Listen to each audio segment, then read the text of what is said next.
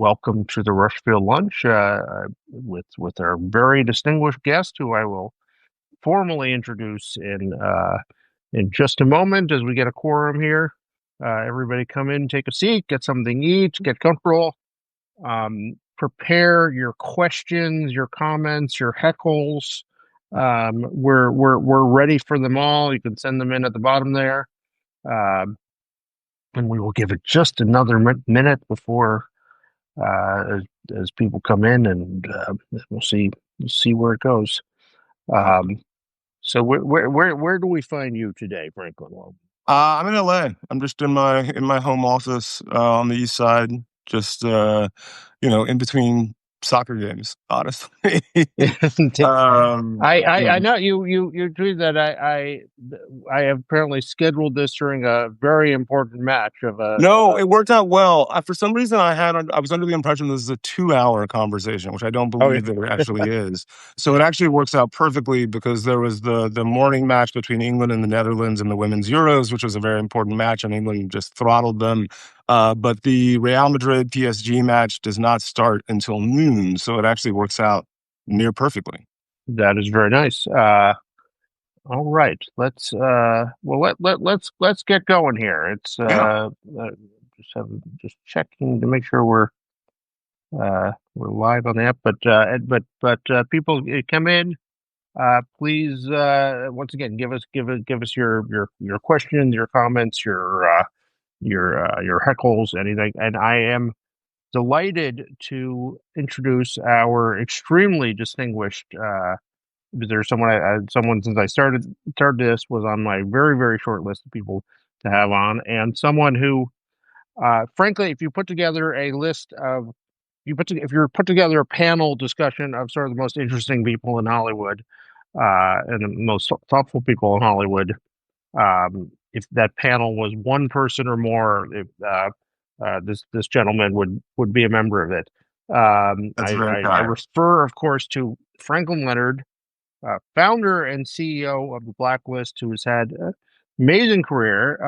And I have to sing your praises a little before I let you Okay. you talk about, because you're doing something that for Hollywood, that first of all, you as a founder, you created something entirely new in a space that was entirely new, which I deeply admire, but something that not only helps people but makes the industry better, and makes it a stronger place. And just grateful to you for what you've done, and the industry should be too. And to start out with, before I came here, I looked at your full biography, which I'd never read at all. You have a lot of interesting stops before you got here. Why don't you tell us the journey to the Blacklist? Yeah, let's see. I was born in Hawaii. My dad was in the army. We moved around a lot when I was a kid. Uh, Germany for 3 years when I was very young. We moved to Columbus. I promise this all comes back, but moved to Columbus, Georgia, which is a sort of small city about 2 hours south of Atlanta on the Alabama border. Best known for, well, when I was living there, it was called Fort Benning. I guess it newly is again. But I was a big nerd. I was basically Steve Urkel while Steve Urkel was on television. In many ways, I still am. And so, I was really good at math. I wasn't great socially, I would say, and so I didn't have much of a social life. So I spent most of my time at the movie theater by myself as a kid. Pretty much after, like, Jurassic Park was the first movie I remember going to in the theater alone, and then pretty much everything that was in the theater from then until I left for college in '96, I probably saw in the theater. And but it never occurred to me that I could work in film. I was played soccer. I was good at math. It would have made more sense that I could be an astronaut and go to space more than to come out to LA and be a film person. Went to Harvard for undergrad, thought I would work in politics, majored in social and political theory, graduated in 2000, and moved to Cincinnati, Ohio to help run a congressional campaign for a guy named John Cranley. who at the time was the youngest congressional challenger in the country. We lost a very close race, and I burned down on politics almost immediately. Moved to Trinidad, which is where my mom's dad is from, and wrote for the Guardian newspapers for about 6 months. Got bored, which in retrospect, I'm like, if I could just sit on the beach with my laptop and write right now, I would be a very happy person. But when you're 21, you're like, this is boring. Life's in New York with all of my college roommates. So I moved to New York. I accepted a job as a management consultant at McKinsey and Company. Um, was there for about a year and a half, hated that job, got laid off with 5 months severance, which sort of allowed me some time to figure out what I actually wanted to do with my life. I was living in Brooklyn at the time. I would take the L into Union Square every day, walk down to Kim's Video, rent a bunch of movies, go to the Barnes and Noble in Union Square and just read about the film industry, and then go back to my apartment in Brooklyn and watch those movies, and then repeat the process like every day. Mm. And I think at that point I was like, well, I've always loved movies. Like the day I got my driver's license, the first thing I did was drive to Blockbuster. And so if I was ever going to make the attempt to move to LA, like that was the right time because I had this, I had a salary that was still incoming. I didn't have to go to work. I still had health insurance.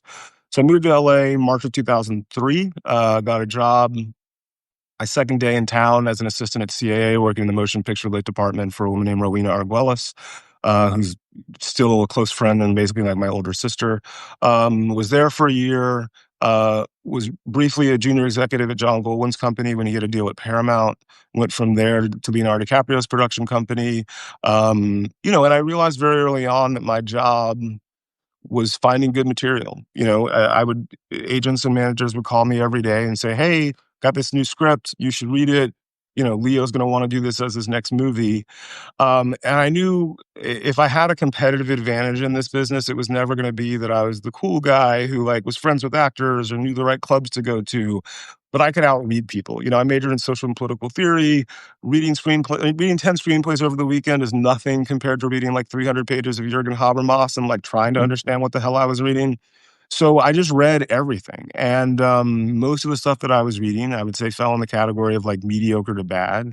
And after about a year and a half, after one of many weekends, sort of coming in on Monday morning and Brad Simpson, my boss at the time, asking me if I'd read anything worth him reading and having to say no, I was like, Jesus, I'm pretty bad at my job if my job is finding good stuff. Or the job is actually just reading and passing on bad stuff, in which case I needed to make a change. And so I just took a survey of all of my peers who I'd had breakfast, lunch, dinner, or drinks with that year and said, send me a list of your 10 favorite unproduced screenplays. In exchange, I will send you the combined list. You know, got all those votes, ran it through a pivot table on Excel, output it to PowerPoint. And that was the first blacklist. That was December of 2005.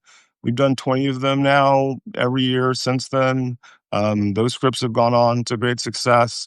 We launched the website in 2012, which allows anybody on earth who's written a screenplay and now pilot, play, or novel to get feedback on their work. We sort of, amplify the visibility of the best stuff so that people that can get them made can do something with them.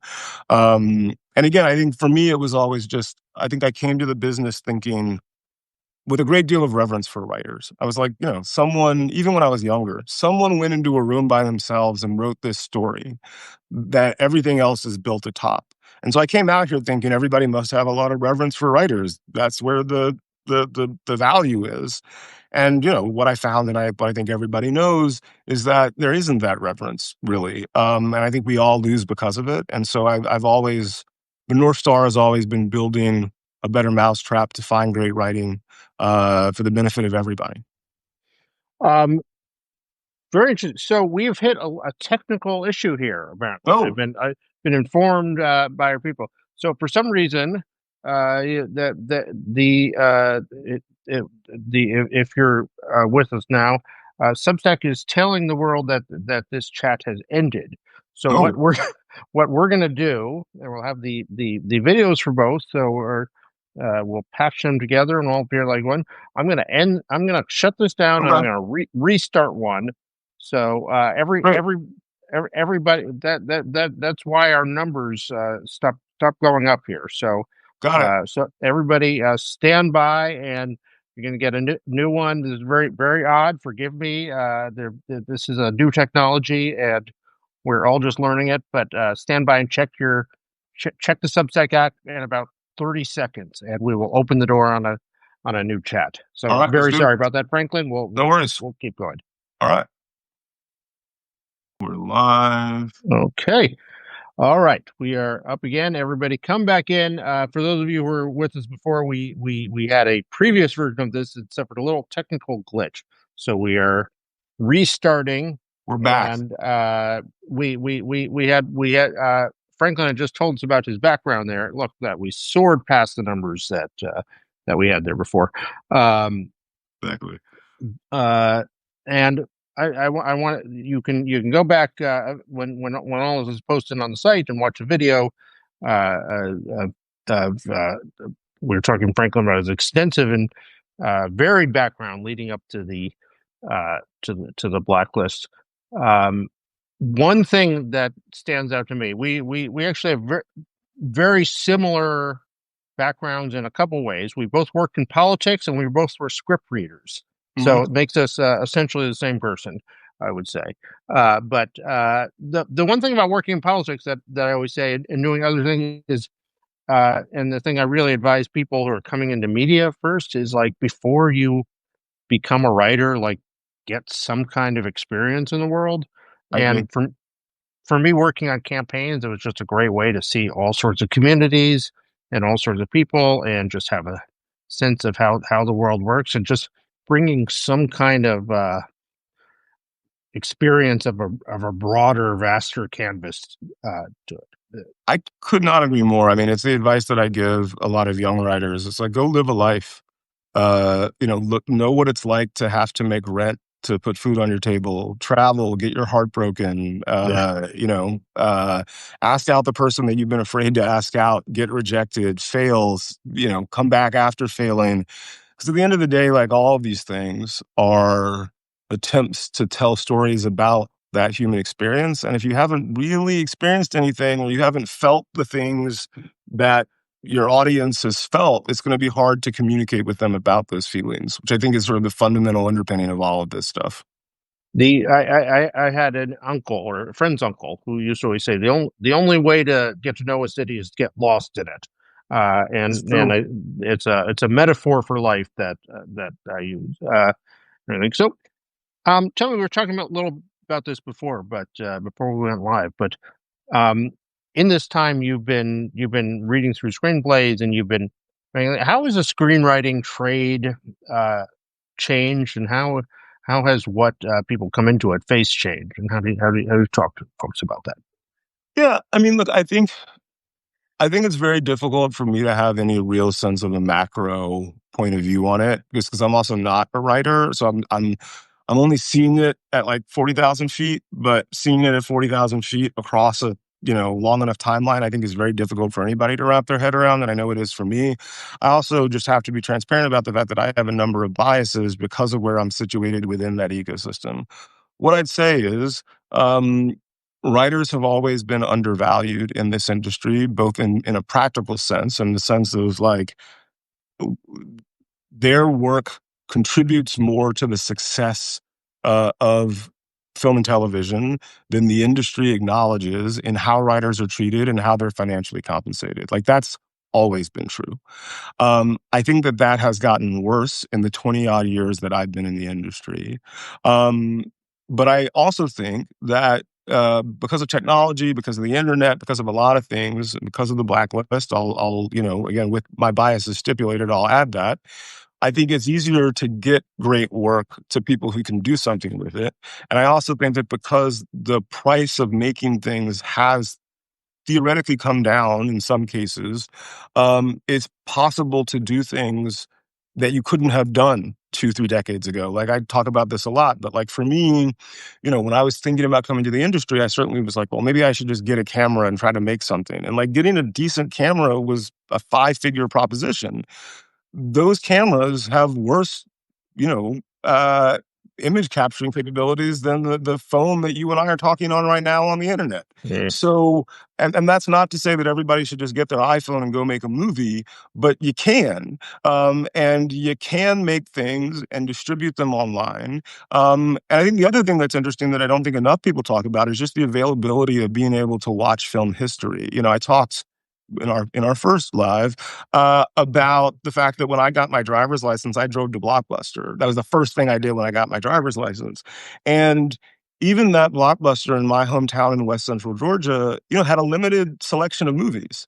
But today, if I'm a 16-year-old in West Central Georgia and I have access to the internet, I have the Criterion Collection, I have Tubi, I have Mubi, I have access to in not the complete history of cinema, but a hell of a lot more than I would have living in most places in the world. And so like, as tough as it is right now, I'm very excited as an audience member, as a person working in the industry, because we have a generation of kids, young adults, about to come through the industry, having experience making video narratives. Maybe it's TikTok, who cares? But they're shooting, they're editing, they're telling stories using the visual medium. And they've also been watching a hell of a lot more than most of us did who weren't Scorsese or Tarantino working in a video store. And hopefully they're going to be able to metabolize that sort of filmic education, the sort of reps and 10,000 hours that they're going to have telling visual stories and their own lives into telling stories that I and you and most people can't even imagine.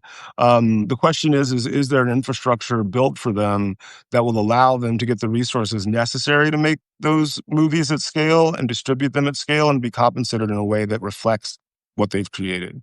And I don't know that the industry is at all focused on building that infrastructure in a way that's optimal for artists or, frankly, for financial results. So I've had this sort of paradoxical feeling lately that about the sort of institutional Hollywood. I have fairly bleak feelings at this moment. But sort of the more bleak I feel about that, the more I kind of feel that opens a space that the retreat of studios from doing new things and exploring new ground is leaving a really big dance floor open for others to step in there. And I feel like the means for them to do so with new ways to think about distribution and marketing are becoming available. And I somehow feel like if I was buying stock right now, that the indie film world would be where I would not put in the studio world, but it's an I tend to undervalued. agree. Yeah, I tend to agree. I think that, this town, I think Ted Hope talked about this a lot when you guys spoke, but like this town seems allergic to innovation, both narratively and corporate wise. But that can be a good thing. It means that it opens up opportunities in a competitive landscape for people to do creative things, and especially in a world where, again, you can make things and make them available to the world literally with the stroke of the key. There's opportunity there. I think the real question remains, again, how do you monetize that? How do you compensate the people involved in a way that's fair?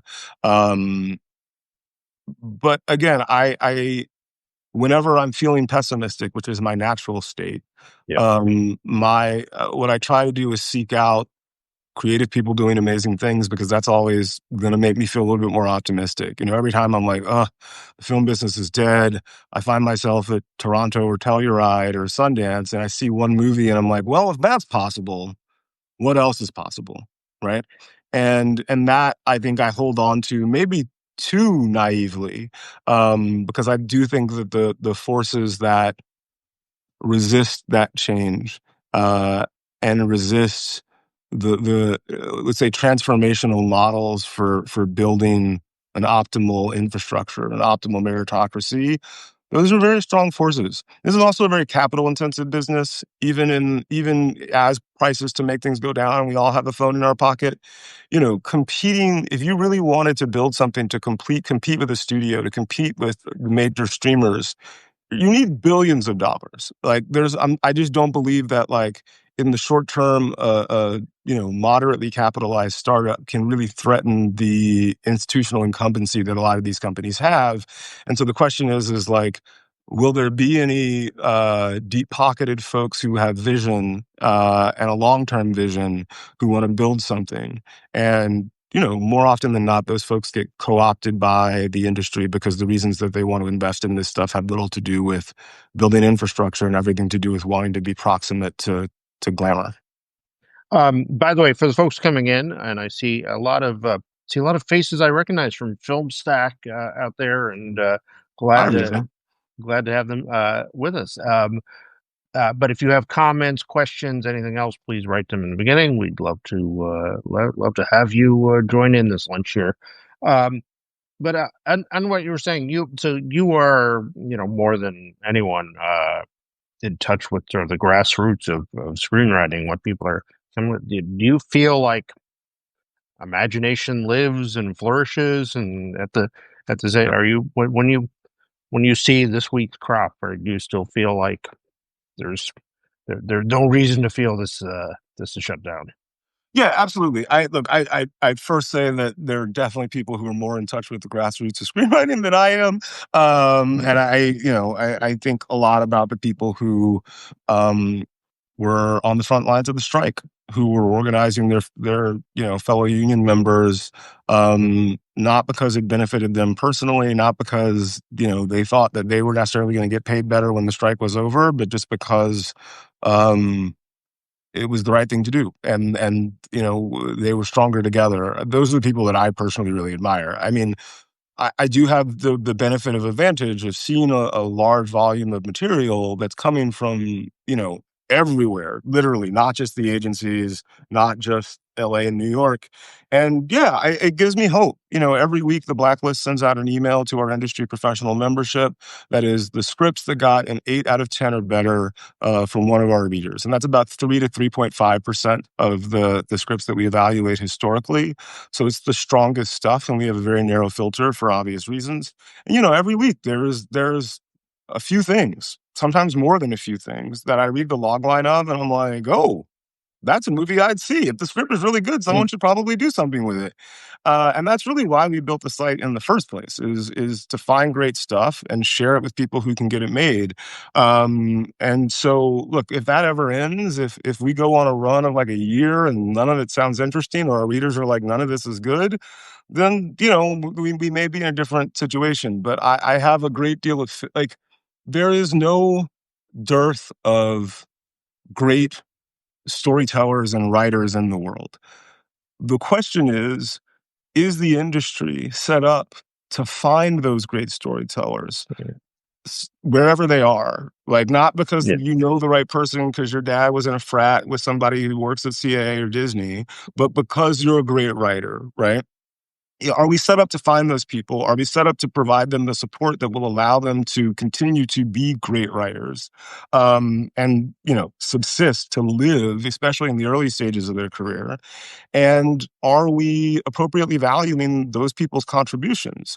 Again, like, it's funny because I think everybody thinks of me as this big lefty, and I'm trying to upset the apple cart of capitalism. And I would say honestly that I'm a more of a capitalist than most. I want us to find the best work. I want us to support the best work. I want us to value it appropriately. And I want all of us to make more money as a consequence. And I don't know what's more capitalist than that. If you don't want that, if you want to preserve a moated system that only finds talent via social relationships, that only invests in things that are the way things have always been done and continues to get suboptimal results, I don't know what you are, but you're not a capitalist, in my mind. Like, I've read Wealth of Nations, I've read Theory Yeah. of Moral Sentiments, and that's kind of what informs this for me. Um, that is what I really appreciate about what you do, and what is so frustrating about these questions today. There's a someone I'm forgetting the name. Stephen. Oh, we'll think of it later. But he did on Substack today. He did a piece where he interviewed 250 theater owners, Oh, wow. and what they're looking for, and overwhelmingly what they said was new stories. that it's the same sort of stories, the same sort of things over and over again. And we want something new, which is something I felt. And theater owners aren't exactly Che Guevara there, like just that just they and the Right. the simplest way to get new stories is by having a larger range of people. When you have just one narrow sliver of the population that is Yep. eligible for writing and creating stories, the kind of stories you have will be very limited. So diversity is, I've always felt like a path out of the sort of creative hole that Hollywood is founded in. Is it frustrating that people Yes. don't see that at this point? So Yeah, I think it's when we talk about diversity, it's obviously become a bit of a buzzword in a way that I frankly find frustrating as well, because I think we should be looking for diversity of all forms. Like, I use this analogy a lot, right? Imagine if the NBA said, "Oh, you want to be a professional basketball player? Our headquarters are in New York City. Move to New York, play pickup ball until someone spots you, and then we'll assign you to a team. But across a long enough timeline, it's a meritocracy, right?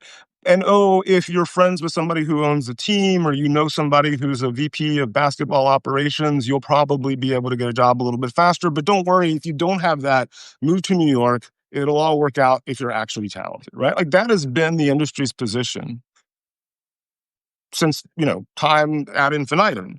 Um, Basketball was not great. It was good, but it wasn't great when it was, pre desegregation. When basketball desegregated, the game got better because all of a sudden more people were part of the labor market. So finding the best meant finding better people. When we started looking outside of the U.S. for basketball talent, um, we find a 7 foot tall Nigerian Greek guy named Giannis. We find a bunch of people in the former Yugoslavia who are some of the best basketball players of all time. I think the last 7 NBA MVPs have been born outside of the United States. And the game gets better, the entertainment value gets better, and the NBA makes more money. And I think that's because you are opening the labor market to everybody and you're looking for the best people. And I think if we're being honest about things, Hollywood has historically only identified quote unquote merit among a very narrow sliver of the population. And that's bad for the people who are not part of that population, right? But it's worse for the business yeah, because we're not finding the most talented people. We're not supporting the most talented people, and we lose because we don't get their stories. We don't get that stuff. And again, if I think a lot of people will say, oh, well, this is a race argument, it's a gender argument, whatever. I'm talking about poor white people too, right? Like, we don't get enough stories about what it's like to be impoverished in West Virginia. We don't hear a lot of stories about a lot of perspectives that are just not represented in this business. And I think we'd all be better off if we did, not only in Hollywood, but in the world. Because I think the other thing that we underappreciate is that, we make stories that are projected 40 feet high around the world. And it may be imperceptible, but when people go into a movie theater or watch something at home or on their phone or wherever, their perspective on the world changes, if ever slightly. And when you do that at scale, tens of millions, hundreds of millions of people, the aggregate result of that is huge. And it determines how we see ourselves, how we see other people, who we value, what we see as power, as intellect, as ability, as merit, all of those things. And I think Hollywood has historically been pretty irresponsible with the stories we tell and about who we tell them. And I think it has really, really, consequential and not great consequences for the way the rest of us live our lives, whether we're in or care about Hollywood at all. I mean, if you had 3 rooms filled with people, and 2 of them just said, "Okay, everybody try and write a script, and we're going to take the best script," and the other one, and they all had 20 people in them, and one of them just said, "Okay, use 3 people, write a script, and we'll take the best script from one of these 3." Which you think the one that just said those 3 would be the winner? It's I mean, I'm taking the bigger room, right? Like, statistically, I'm also like, a bit of a math guy. So statistically, it's possible that the one that comes from the room with 3 people is better. But, if I was a gambling person, I'm taking the bigger room, right? I also The, just think it's really important to acknowledge that all of this stuff is subjective, right? The best script out of each of those rooms, a bunch of people who are good faith, who have experience watching movies and reading scripts could read them and all have completely different opinions about what's best. And that's why I also think that it's important that not only are the people that are in those rooms diverse and have a diversity of opinion and life experience, but the people who are defining what is best do as well. Because, you know, if the person who's deciding what is best has a very narrow experience in the world, is only associating with a certain kind of people, they're not necessarily going to be a good proxy for an audience and what the audience wants as somebody or a group of people who do have widely varying experiences that are better representative of the audience. so why did this take so long for Hollywood? I mean, what strides have been made have essentially been made in the last 10 years.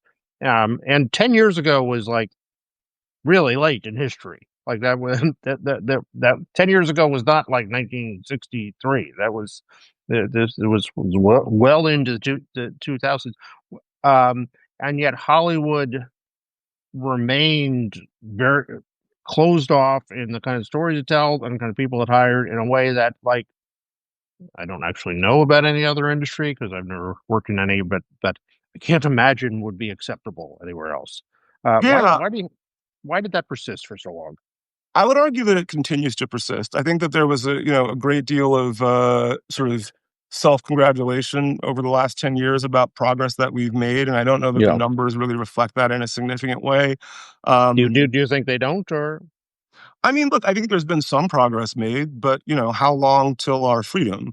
And I think that if we think about it just in pure economic terms, right? If we know that increased diversity, having more than 12% of the movies at studios directed by women will result in more money, and all studies suggest that it will. It continues to be odd to me that the change has been so slow.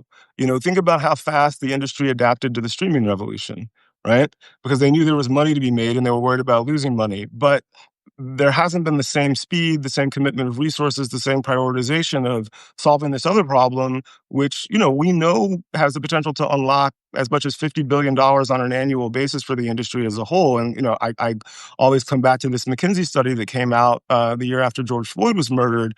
But I think it's probably one of the most thorough studies done on the economic cost of, in the case of the first study, anti-Black racism. They did subsequent studies about the Latino community and the Asian American community. I think it was $10 billion a year due to anti-Black racism, another 12 to 18 due to anti-Latin yeah? concerns, and another 4 to 8, 2 to 4 for Asian Americans. So that's just those three communities, and we're talking about, trying to do the math, let's say round number $30 billion a year. That doesn't count women. That doesn't count the LGBTQ community. That doesn't count sort of non-American, anti-non-American biases. It And doesn't count the doesn't disabled count the long community. tail you get of just having better and more people in the ecosystem and Right. involved in. But why I think that happens, um, McKinsey made this really interesting observation about the industry that I had never really considered until I read it in the study, which is that this is a highly interdependent business. If you're a banker or you work in oil and gas or you're an engineer, you can go to a company, and if that individual company is good about these issues, they recognize your good work, they promote you, they continue to promote you, you can succeed just by being good at what you do within the context of your job at that company. This is a highly interdependent business. If you're a director, if you're an agent, if you're a studio executive, if you're a producer, you can't just sort of hermetically seal yourself in the company and just do well where you work. You are working with studios, other producers, talent agents, talent, all these things. And so it becomes very difficult, even if you're good at your job, even if you're good at your company and your company is providing you a sort of infrastructure wherein you can be successful based on the quality of your merit. If the other companies aren't, and if all of your interactions externally are weighted by, let's say, 2% across enough interactions, across enough decisions, it's going to be much harder for you to succeed in the way that your peers are, totally separate from your merit. And again, I think it's really important to say explicitly, like, I don't believe that that's anybody's necessary explicit intent.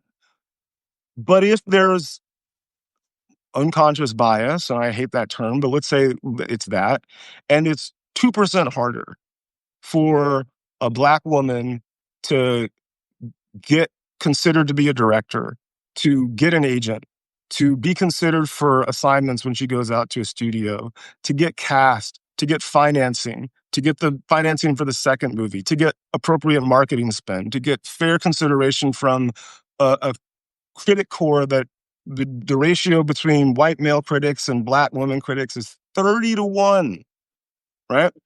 If let's say it's 2% across 100 decisions, and we all know it's a lot more than that, those compound interest is a thing, right? And the consequences of that is that it's just much harder. And I just think we need to be honest about that. And again, the consequences of that are bad for the people who are on the wrong side of it, but it's worse for the business because we're not capturing the value and opportunity of people that can make great contributions that can make us all a lot of money. At a time when we're facing sort of a crisis in storytelling and communication, when film and TV are not the dominant forms of entertainment in the world, where my children would be perfectly happy to just watch videos of people riding a skateboard into a wall all day, and if that ends up, so we desperately need to enlarge enlarge our canvas here. So that's what's so frustrating and you have these the McKinsey studies are pretty hard to argue with when you read them, and yet people the frustrating thing is the executives read them. Nobody disagrees with them. Everybody says, okay, that makes sense, and then nothing happens. Yeah, I mean, I'd be curious, and I haven't had the chance to ask McKinsey this, but I would love to ask them, how many times have you put out a study saying that there's $30 billion a year available for an industry to capture, and that industry has done less to capture that money? I'm guessing the It's a great answer is question. pretty low. So yeah, I mean, let's get this money. Let's get this money and make better things. It's a win. Again, it's a win Yeah. for everybody. Audiences, the people who are making it, the people who are paying for it, all of the above. Which brings us to a specific case study of like, why are we still having these? It's something I've written about, and that you've talked about and written about the Ryan Coogler debate, whatever. What do you call it? Flare up. Whatever. Yeah. Um, for some reason, the Ryan Coogler's compensation package for sinners became a matter of national debate in our industry press, to the point of demanding that the heads of Warner Brothers Film be fired and brought low for daring to give in a way that you know I don't know last time that another director's compensation has been publicly challenged in this way, and Ryan Coogler is, he's not some artiste, like some festival circuit artiste. There, he's uh, Yeah. a high performing, successful director. How do you explain all this? And what, I mean, it's very frustrating. I would say, I had a long conversation about this with Lucas Shaw and Matt Bellany on The Town the Monday after the movie came out. I wrote my first Substack essay. Part of the reason I'm on Substack now is that I thought there were some things that I needed to address, and I talk a lot about this there. So check out my Substack and check out the essay. Take that for and granted on. everybody should subscribe to Substack. Shameless plug. Look, there was a quote. I think it was New York Magazine or whatever it was from an unnamed agent who basically said, look, it's basically the Wild West, but when filmmakers I think they said like, and I hate to say this, and something tells me they didn't hate to say this, but when it's women and directors of color, they're just going to ask for anything. And again, As like Christopher Nolan comes in and just and says, yeah, I'm going to work. What's minimum wage? $18 now. I don't need more than that. Just I give the rest to a foundation or something. it just look again, it just sounds like people hate capitalism to me because Ryan Coogler, and shout out to Tom Bruggeman, who also I started reading on Substack recently, ran the numbers on this. Ryan Coogler, through his first 5 films, is the most commercially and critically successful filmmaker since Spielberg, right? Not Tarantino, it's not Chris Nolan. And look, you can't argue with their success. But he's the most successful filmmaker through his first 5 films, both critically and commercially. That gives you some negotiating leverage. Add the fact that the man is still under 40 years old, an Yeah. absolute delight of a human being to work with. Not only is it very likely that he's going to deliver you a movie that makes you money, especially if he's asking for less than the median budget of a studio film in 2025. But having an ongoing relationship with him as a studio It, to have first thought of the next thing and the thing after that, the thing after that, a studio, also has economic value. a studio in a place that was in a place of still reeling from the effects of Operation Popcorn when they drove all sorts of filmmakers away. Christopher Nolan himself had just left the studio and desperately needed to build new relationships with Exactly. artists. So look, I hate to keep going to sports analogies, but it's like let's say you're a sports team and you lose your best player in Chris Nolan. Yeah, you're going to overpay for the young phenom who might be just as good, if not better, than Chris Nolan. And that's a reasonable economic decision to make. And again, shout out to Mike DeLuca and Pam Abdi, right? Who were like, yeah, this is a good deal. And we're right. And again, I don't think, unfortunately, we probably should overpraise them because other people in their position disagreed with them and they suffered a great deal of criticism for having done so. But that was always the right decision. Like, I'm not going to bet against Ryan Coogler. Who in their right mind is going to? So I think that's kind of my attitude about it. I think the same thing happens with women filmmakers. And look, here's another thing I just want to say about this.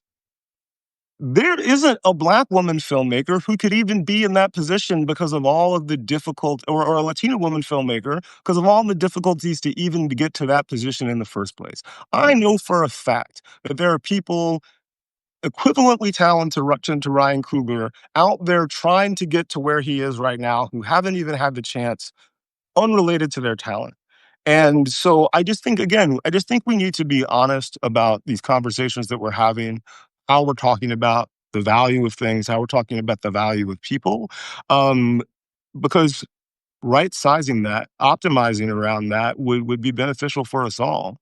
And again, I can only imagine how sweet the vindication has to be for Mike and Pam. Minecraft obviously crushed. Sinners obviously crushed. Superman looks like it's pretty strong based on what I'm seeing online. So 2 months ago, people thought they were not long for their jobs, Yeah. but then we come out of this year with one of the best runs any studio has had in years. We'll see how the Leo movie goes with Paul Thomas Anderson. But I'm excited for it. So, we'll see. The and if the Paul Thomas Anderson movie doesn't fly, well, you take chances. That's part of the is hitting 100%. And they took a Don't, chance with the biggest film star, arguably in world, Leo DiCaprio. So, yeah.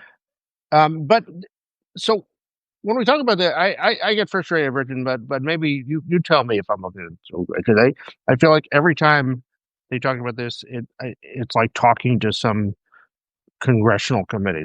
They say, okay, well, we need more conferences about this. We need more studies. We need more DEI officials. We need all just like this isn't this isn't complicated, and you have in your desk, enough studies that you could spend the rest of your life reading them. I'm sure. Just start hiring. Just start hiring more different kinds of people to make and star in your films. It's you. Is it more complicated than that? Am I missing something? No, I really think it isn't any more complicated than that. And I think for me, it's funny because I wrote about this in an editorial in the New York Times when the McKinsey study first came out. I'm like, how long are shareholders and corporate boards going to tolerate suboptimal financial results from leadership that continues to make suboptimal decisions? I just don't. I again, as the capitalist, as somebody who spent a little bit of time working as a management consultant, I don't understand how, uh, when leadership continues to make bad decisions on a consistent basis and refuses to pursue a large amount of money that is being left on the table, according to people that they hire to tell them how to run their businesses more effectively, I don't understand how they retain their jobs. And that's not, I'm not talking about any individual person. I'm just talking about on a sort of labor market basis. If I'm bad at my job, I deserve to get fired. Um, and if you're not leading these companies well, there probably is somebody who can do a better job, and maybe you should be looking for that person. Um, and I don't, and I wish I had an explanation for why they're not. I can speculate. But again, I think that there's a, let's say that generally speaking in America, we have a problem with facts and information. And I think that there may be a real problem at the highest levels of this business where they want to believe what they want to believe, regardless of whether the facts tell them that the world is very different than they believe or they see with their own eyes in the very narrow world in which they live. Hey, so here's my feeling about it. That being at the top of the entertainment industry as an executive is a life like no other executive within the business world experiences, I agree. and it's kind of too good to risk. Like you're in a you're you're in a place that's so like you if you're a VP at one of these studios, you won the lottery. Yep, I agree. And you probably don't know how you won it and how you got there. So you're just like holding on to your desk for dear life, especially in these times when Yep. it seems like that's my feeling about why things can't change. I completely agree. I actually talked about this with Katie Rich on the Prestige Junkie podcast a few weeks ago. I am highly sympathetic to the reality. If you're a VP at a studio, you probably got a mortgage, you probably got some kids at private school, and you're just trying to keep your job. And you're trying, and especially in a world where there's no incentive structure. Like if you take a risk and you fail, there's a real penalty for that. You may lose your job and all the things that come with it, including your salary. But if you take a risk and succeed, the upside's not that great for you, right? There's no internal incentive structure that says, look, if I make some bets that I believe are good that come good, am I going to get a promotion? Am I going to get a massive raise? Probably not, because the people above you haven't moved on and they're not likely to get deposed. And they're also just hanging on to their job for dear life. So why would I take the risk? Why would I not just play it as conservatively as possible to protect my position? And so I think, again, I think a lot of this has to do with the very, very top levels of corporate infrastructure. How do you build an incentive structure for your executive core that incentivizes to take intelligent, data-driven risks that can come good and make you a lot of money? But that means that you have to compensate them appropriately and sort of concurrent with their success. And you know, my own experience in the studio world didn't really reflect um, a desire to build that kind of infrastructure or incentive structure. So the hour has gone by shockingly fast. I barely scratched the list of topics I We want to can talk do through. this again. This is I sort of we it's very I would easy. Yeah, I would love to. We should schedule a monthly chat or something. I'm down for It's that. Let's do it. never going to run up. We will confirm. But before we go, introducing a new final segment on the show that you were warned about. Professor Leonard's curriculum for Hollywood. For Yeah. every guest on the show, I'm going to ask them what are the works of art or literature or film shows, what have you, that you would assign everyone that works in Hollywood to read, if you could or to consume, if you could require them to consume it? And you've given this some thought, right? Yeah, after you emailed me about this last night, I was trying to fall asleep and couldn't, and frankly went a little crazy on it. So we can I'm sorry to ruin no, your. no, it was good. It's good. It's going to make for a really good Substack post, and we can share the full list after this conversation. I'm going to run through them quickly. I apologize because there's a lot here. People can sort of break out a pen and paper or watch it on the video, but here we go. Uh, if I was teaching a class, the syllabus would look a little bit like this. Week one, we're going to go with Aristotle's Poetics, and probably Bullfinch and or Hamilton's mythology, and then also 1001 Nights. We're going to take it all the way back. Just a reminder that like none of this is new. It's all storytelling. There's some basic underpinnings. Let's familiarize ourselves with where we come from. Week two, we're going to do Hero with a Thousand Faces, the famous Joseph Campbell book, but mainly as part of a conversation because I think that book deserves a lot of critique and analysis. So we're going to pair that with Bell Hooks, Reel to Reel, Race, Sex, and Class at the Movies, which I think is a really suitable commentary on Hero with a Thousand Faces. And I'm also, just because I think everybody should read it, whether in the film industry or not, we're going to go with James Baldwin's Devil Finds Work and The Fire Next Time. So that's going to be week two. Week three, I'm going to bring in special guest star Lindsay Duran to do her Psychology of Storytelling lecture, which the Blacklist has hosted a few times at the Writers Guild Theater. Let me just say very quickly, if you ever have the opportunity to see Lindsay Duran's Psychology of Storytelling lecture, it's probably the one thing that I would recommend that everybody who wants to work in storytelling watch. Blew my mind. Every time I watched it, I get something new from it. Literally, I remember one time we put it on, I overheard two writers talking afterwards, and one of them was telling them about the script they were working on. And one of the writers goes, "Look, I don't mean to be rude. I got to go home and write. I'm just so excited right now." So that, Michael Arndt also does a lecture on endings, which I think are really, is really strong. And also, I think people don't think about endings enough, and I think they're really important storytelling wise. Uh, Week four, we're going to dive into some independent cinema thoughts. We're going to start with Shooting to Kill by Christine Vachon. We're going to watch Michaela Cole's McTaggart speech at the Edinburgh TV Festival. Ava DuVernay gave a keynote at the Film Independent Forum in October of 2013 that I think is a much watch. You can watch the first 20 minutes of it before she gets to the Q&A. I think it's especially special because this was like before she directed Selma. And just to watch it with the awareness of what she's done over the last 12 years is like, frankly, sort of staggering. I'd also throw in Spike Lee's Gotta Have It, his Chronicle of Making She's Gotta Have It.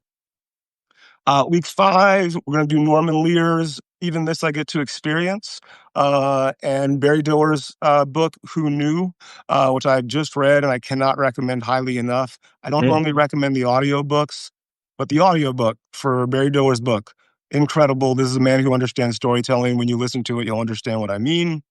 Let's see. Week six, I told you I went a little crazy with this. I No, apologize, but we're just I going to want to go. take this class. Week six, we're going to do Netflix's sort of famed culture deck, along with Reed Hastings' Rules. And we're going to pair that with the Jeffrey Katzenberg memo from 1991. Just talk a little bit about sort of corporate structure in the business. Week seven, we're going to do another pairing.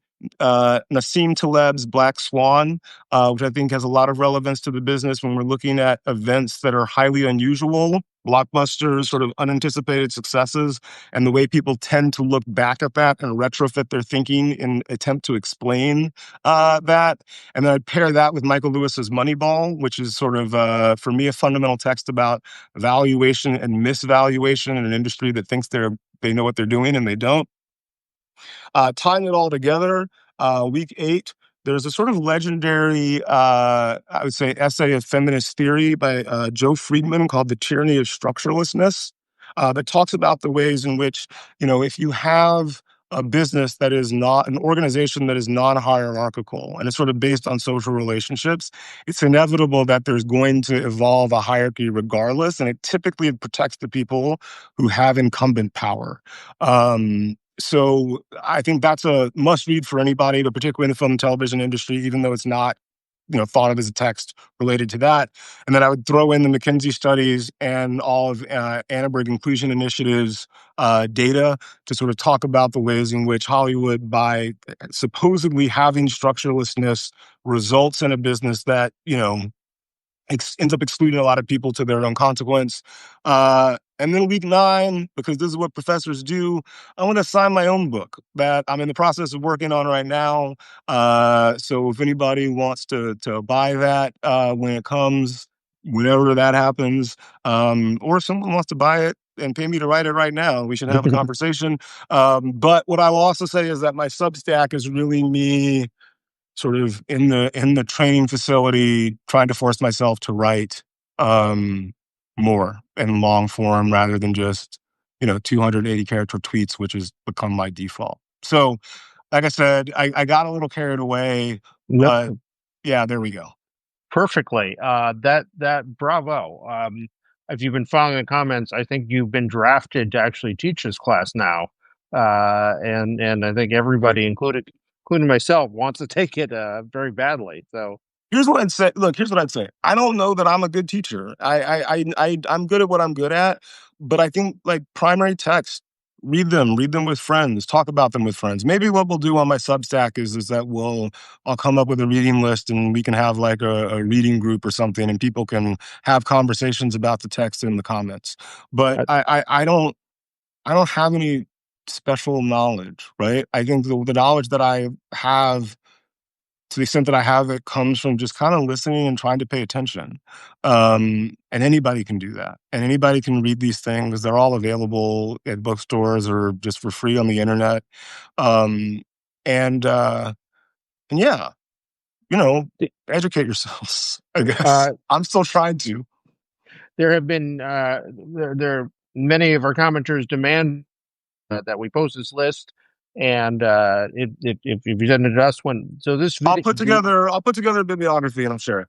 and the video of this chat that you're now watching will go out as a post of its own on the Anchor, and we'll include this list with that, and you'll probably post it on your own Substack as well. I will. And the video will be available to you there in two parts because of the little technical glitch we had at the beginning. So It all works. It all works out. It all works out. forgive us, everybody, for that. This is a beta testing technology here, and we are the brave pioneers who are thank you so much, Franklin. This is a fantastic, as I knew it would be, a fantastic chat that went by much too quick, but we will meet again, and Let's we do it. will Let's do it. reconvene. Yeah, let's definitely do it more often. I'd love it. And with that, I'm gonna go watch PSG v Real Madrid. I go whoever's playing. No, I'm just rooting for high drama, just like I am in any movie. Like give me real human drama, and I'm in. I'm hoping for that for you. Thank you so much, and we will No, talk soon. my pleasure. Take care. Thanks for coming, everybody.